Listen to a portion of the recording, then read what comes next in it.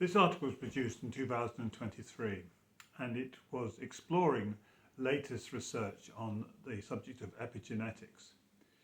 Epigenetics is where you have the genetic code being affected by something over and above the genetic code. But what's interesting about epigenetics is that it looks like these over and above the genetic code modifications and developments are things that can be affected by the environment. And so the environment can have an impact upon the way the gene expresses itself, and that can be passed on from one generation to the next. This immediately shows that adaptation may not be the product of mutations, but the product of environmental codes being triggered whenever there's a new environment, and that this is part of the original design.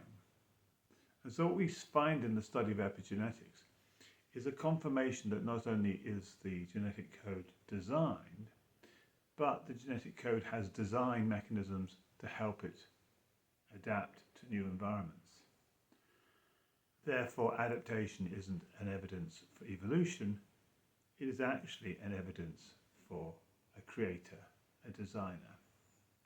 And we live, therefore, in a world that has an amazing creation that is the product of an amazing creator who's exhibited great design features in the genetic code as well as in the general structure of a body, of a plant or an animal or a fish or whatever.